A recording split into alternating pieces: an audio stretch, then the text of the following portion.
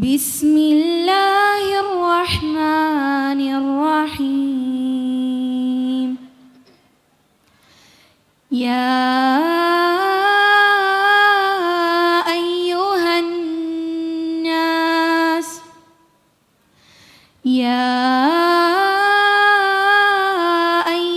الناس إنا خلقناكم من ذكر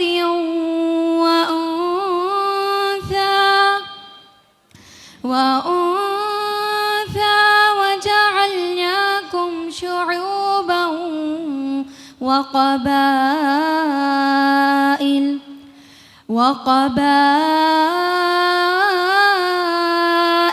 لتعارفوا إن أكرمكم عند الله أتقاكم إن الله عليم خبير.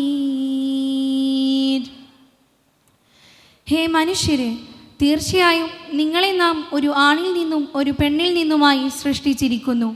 നിങ്ങൾ അന്യോന്യം പരിചയപ്പെടുവാൻ വേണ്ടി നിങ്ങളെ നാം ശാഖകളും ഗോത്രങ്ങളും ആക്കുകയും ചെയ്തിരിക്കുന്നു.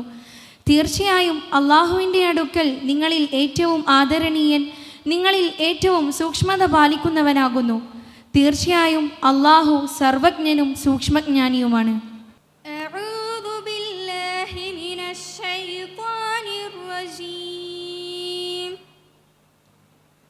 وقل للمؤمنات يغضضن من أبصارهن ويحفظن فروجهن ولا يبدين زينتهن إلا ما ظهر منها وليضربن بخمرهن على جيوبهن ولا يبدين زينتهن إلا لبعولتهن أو آباء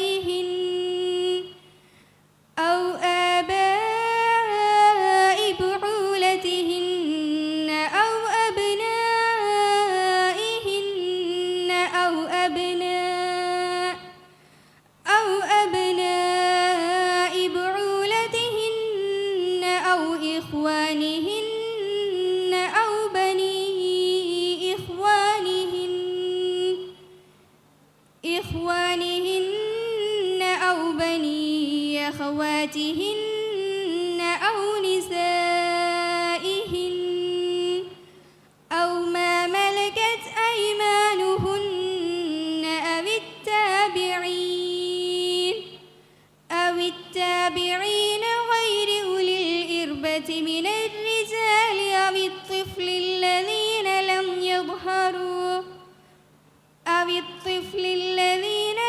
يظهروا على عورات النساء ولا يضربن بأرجلهن ليعلم ما يخفين من زينتهن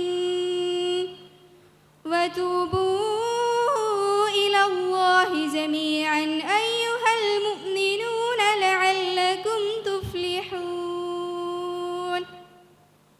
സത്യവിശ്വാസികളായ സ്ത്രീകളോടും അവരുടെ ദൃഷ്ടികൾ താഴ്ത്തുവാനും അവരുടെ ഗുഹ്യസ്ഥാനങ്ങൾ കാത്തുകൊള്ളുവാനും അവരുടെ ഭംഗി അതിൽ നിന്നും പ്രത്യക്ഷമാകുന്നതല്ലാതെ വെളിപ്പെടുത്താതിരിക്കുവാനും പറയുക. അവർ തങ്ങളുടെ മക്കനകൾ അവരുടെ മാർവിടങ്ങളിൽ കൂടി ആക്കിക്കൊള്ളുകയും ചെയ്യട്ടെ. അവർ തങ്ങളുടെ ഭംഗി താഴെ പറയുന്നവർക്കല്ലാതെ വെളിപ്പെടുത്തുകയും ചെയ്യരുത്.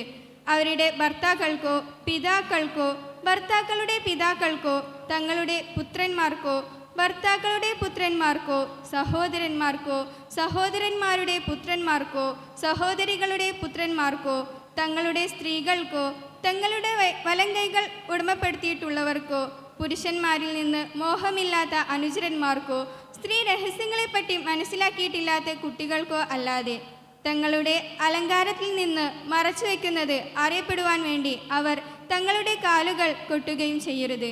ഹേ സത്യവിശ്വാസികളെ, അള്ളാഹുവിലേക്ക് പശ്ചാത്തപിക്കുവിൻ, നിങ്ങൾക്ക് വിജയം ലഭിച്ചേക്കാം. أعوذ بالله من الشيطان الرجيم.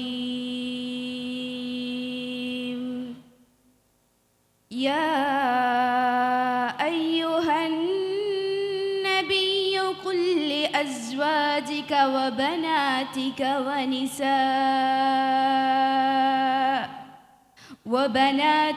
ونساء المؤمنين يدنين عليهن من جلابيبهن ذلك أدنى أن يعرفن فلا يؤذين وكان الله غفورا رحيما. ഹേ നബിയെ, നിന്റെ ഭാര്യമാരോടും പുത്രിമാരോടും സത്യവിശ്വാസികളുടെ സ്ത്രീകളോടും പറയുക, അവർ തങ്ങളുടെ മേലാടകളിൽ നിന്നും കുറേ ഭാഗം താഴ്ത്തിയിട്ട് കൊള്ളണമെന്നും അവർ തിരിച്ചറിയപ്പെടുവാൻ വളരെ എളുപ്പമാണത്. അപ്പോഴവർക്ക് ശല്യം ബാധിക്കുകയില്ല. അള്ളാഹു വളരെ പൊറുക്കുന്നവനും കരുണാനിധിയുമാകുന്നു. أعوذ بالله من الشيطان الرجيم. ومن آياته أن خلق لكم من أنفسكم أزواجا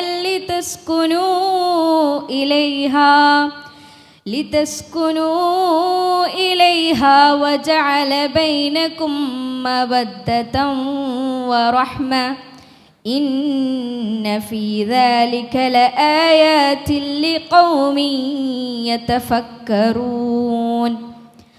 അവൻ്റെ ദൃഷ്ടാന്തങ്ങളിൽ പെട്ടത് തന്നെയാണ് നിങ്ങളിൽ നിന്ന് തന്നെ നിങ്ങൾക്ക് ഇണകളെ അവൻ സൃഷ്ടിച്ചു തന്നിട്ടുള്ളതും നിങ്ങൾ അവരുടെ അടുക്കൽ സമാധാനമടയുവാൻ വേണ്ടി നിങ്ങൾക്കിടയിൽ അവൻ സ്നേഹബന്ധവും കാരുണ്യവും ഏർപ്പെടുത്തുകയും ചെയ്തിരിക്കുന്നു.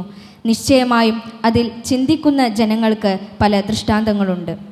أعوذ بالله من الشيطان الرجيم. ووصينا الإنسان بوالديه إحسانا حملته أمه كرها ووضعته كرها وحمله وفصاله 30 شهرا حتى إذا بلغ أشده وبلغ 40 سنة قال رب أوزعني أن أشكر نعمتك التي أنعمت علي وعلى والدي وأن أعمل صالحا ترضاه وأصلح لي في ذريتي إني تبت إليك وإني من المسلمين. മനുഷ്യനോട് അവൻ്റെ മാതാപിതാക്കളിൽ നന്മ ചെയ്യുവാൻ നാം വസിയ്യത്ത് നൽകിയിരിക്കുന്നു. അവൻ്റെ ഉമ്മ വിഷമിച്ചുകൊണ്ട് അവനെ ഗർഭം ചുമന്നു, വിഷമിച്ചുകൊണ്ട് അവനെ പ്രസവിക്കുകയും ചെയ്തു. അവൻ്റെ ഗർഭകാലവും അവൻ്റെ മുലകുടി മാറ്റിക്കൊണ്ടുള്ള വേർപാടും കൂടി 30 മാസമായിരിക്കും. അങ്ങനെ അവൻ തൻ്റെ പൂർണ്ണശക്തി അഥവാ ശക്തിപ്രായം എത്തുകയും 40 വയസ്സിങ്കൽ എത്തുകയും ചെയ്താൽ അവൻ പറയുന്നതാണ്, എൻ്റെ റബ്ബേ, എൻ്റെ മേലും എൻ്റെ മാതാപിതാക്കളുടെ മേലും നീ ചെയ്തു തന്നിട്ടുള്ള നിൻ്റെ അനുഗ്രഹത്തിന് നന്ദി ചെയ്യുവാനും നീ തൃപ്തിപ്പെടുന്ന സൽക്കർമ്മം പ്രവർത്തിക്കുവാനും എനിക്കു നീ പ്രചോദനം നൽകണമേ. എൻ്റെ സന്തതികളിൽ എനിക്കു നീ നന്മ വരുത്തുകയും വേണമേ. നിശ്ചയമായും ഞാൻ നിൻ്റെ അടുക്കലേക്ക് പശ്ചാത്തപിച്ചു മടങ്ങിയിരിക്കുന്നു. ഞാൻ മുസ്ലിങ്ങളിൽ പെട്ടവനാകുന്നു. ശുക്രൻ.